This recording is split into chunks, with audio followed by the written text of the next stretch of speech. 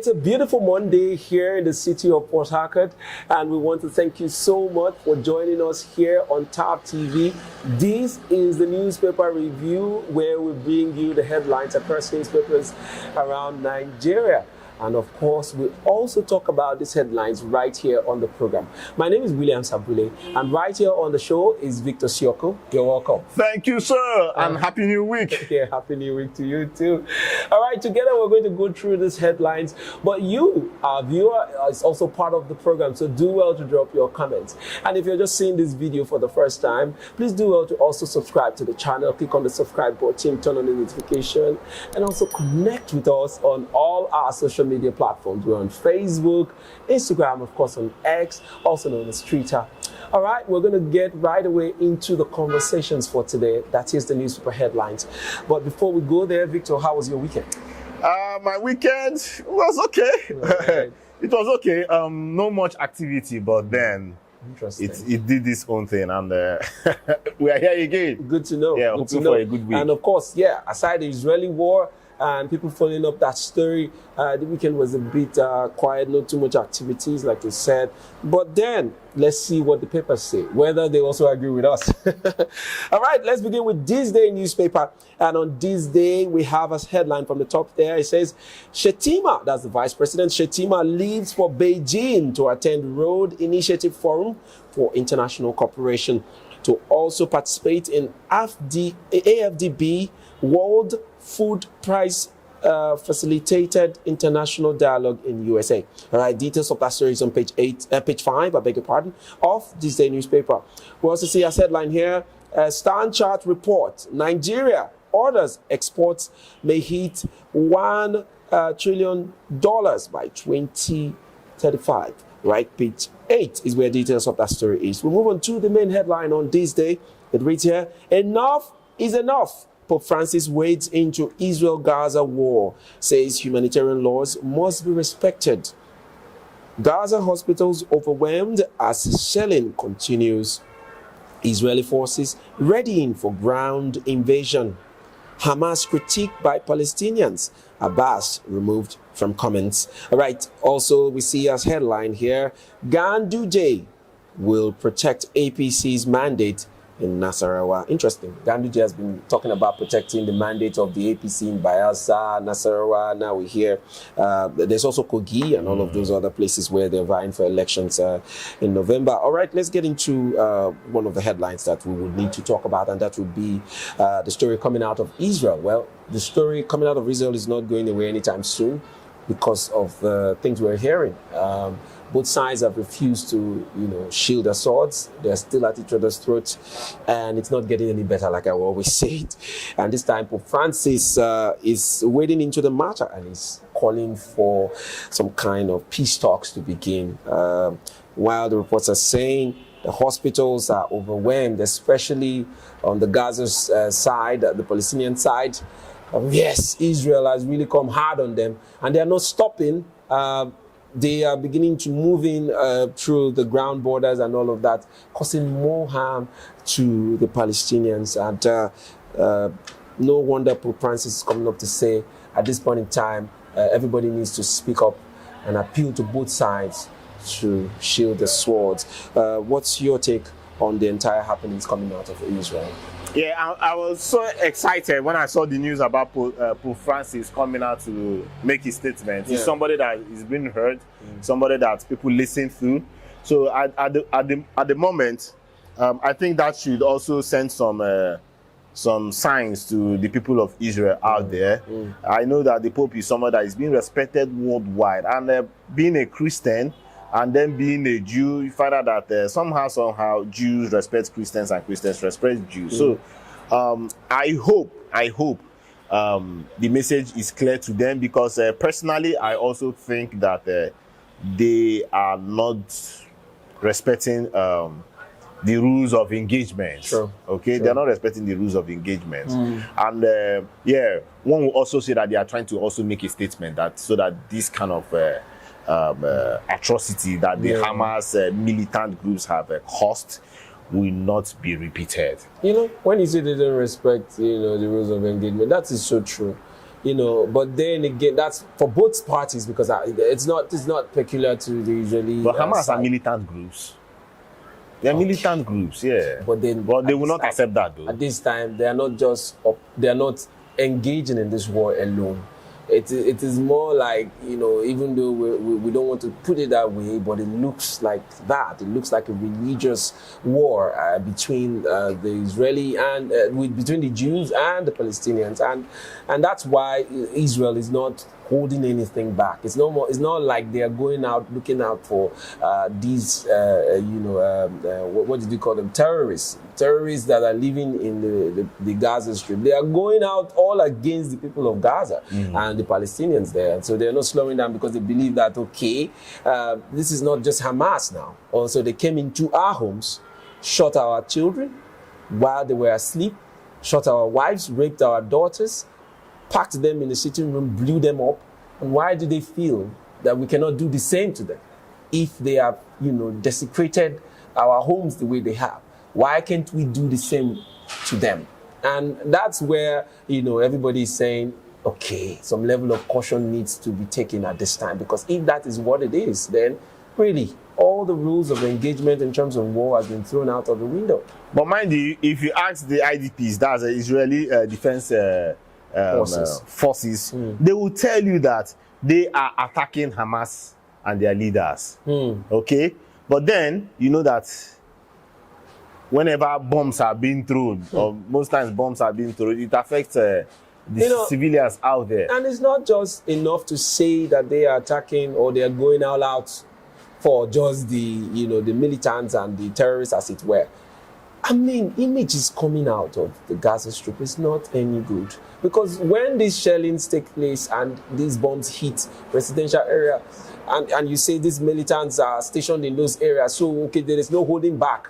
You fire into homes, bombs dropping into homes, and I mean, I've watched videos that are so troubling. Very, in fact, unimaginable. You can only imagine those things in your head, but they are realities of some people at this time as we speak. Fathers holding their little babies and crying. It is so disheartening to watch. If there are any more, disturbing words to use, it is now to use it, because the videos coming out of the Palestinian side is not looking any good. I'm not saying that what we saw as the attack from Hamas was any better, because we saw videos of Hamas getting into estates that were purely residential. No military person living in this area. It wasn't like it was a barrack. And then they round up family members, blew them up, shot them directly, and all of that. So at this time, yes, the whole world needs to speak against what is going on in Israel and in Palestine. They need to really, at this point, begin to take caution and respect the rules of engagement in terms of war. Yeah. So, but if you also look at it from the angle of the Hamas militants, if they are not being dealt with accordingly, don't you think that they will not repeat this for another time? Okay, so, but I just, wars are not good, no two ways about that, but sometimes you just also have to fight the war to protect your people. So Hamas, it is clear, it is not like it is rumor that the crime that they committed October the 6th and 7th did not occur. It is up there. In fact, that they even targeted international persons, Frenchmen, Indians, press, doctors. So far you are not from their side, they just kill you and just maim you. Then look at the hostages that they collected. So you just find out that these guys are militants. Terrorists. Look at the hostages that they've collected. Be you children, they just packed everybody. And now the intelligence report is saying that they are underground. So how do they also? It is it's more like a guerrilla war for Israel right now. It's a very difficult war for them to fight. And look at Israel on their own side are coming out to say, okay, it will give you an order of 24 hours to vacate the northern part of Gaza Strip. Come on. How can that happen? 24 hours. Evacuate over 2 million people. Yes. How will you do that? Okay. So it's a very tough time. I don't know. Okay. The Saudis have come out to hold their own meetings. okay, between the Arab leagues to tell them, okay, come, let's meet together and find a lasting solution. But then you ask the Jews, the position that they are in, you also don't help, will I say, allow them, because somehow they cannot sleep with their eyes closed. The region where they are located, right in the middle. In the middle, you have Egypt, you have Jordan, you have where is Lebanon Syria. with their Hezbollah. So they just somehow they just need to make that sound. They just need to, as a warning to the rest of the. And this fighting has been there for years. And come to think of it, the Jews have suffered so much. Right from the 19th century, they've been suffering, they've been killed, killing them. Yeah. Hitler almost wiped them out. Even during the resolution 181 resolution by UN has already said, okay, let's split your zones this way. But at the end of the day, what happened? Another conflict came out, the Arab conflict that came out, and they suffered death. So you find out that. So this is a statement that they must make to ensure that other, possible threats from the region will never want to attempt it. And they are determined to make that statement.